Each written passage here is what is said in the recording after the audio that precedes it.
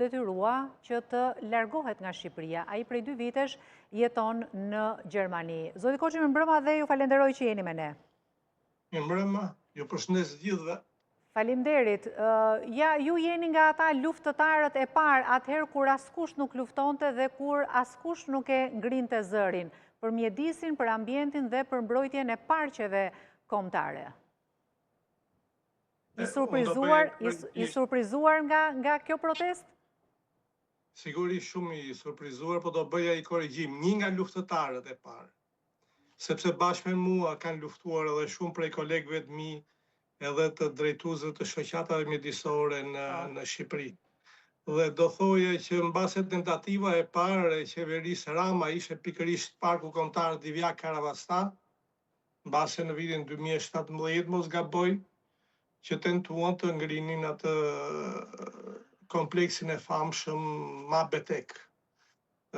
Gjithçka u bën heshtje deri në momentin që pasaj patëm mundësi që të kishim të dhëna dhe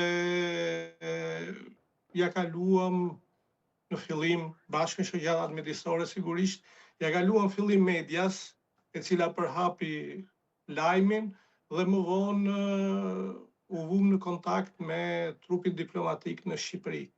Bile ishe një reagim i fort nga trupi diplomatik i asaj kohe, sepse prej disa ambasadorëve u firmos një letër që u dërgua qeverisë dhe në atë kohë që ne ishim gati për të filluar fazën e 2 të projektit me qeverinë japoneze, ministri i mjedisit i Japonisë vizitoi edhe parkun, vuri dhe i kusht për qeverinë që nëse projekti do shkonte përpara, qeveria japoneze tërhiqej nga projekti i saj në park. Besiana besoj e mban mend që se si u trajtuam ne në atë dëgjesën e parë publike që u bën në qytetin e Divjakës, ku u cilësuam si frenues të ekonomisë, si gati tradhtar të kombit, dhe gati u liçuam edhe nga banorët vendas, të cilët kishin dëgjuar që do kishin shumë lehtësira, shpreheshin që do hanin me luk floriri, më në fund mbaruan vuajtjet e tyre, fëmijët do i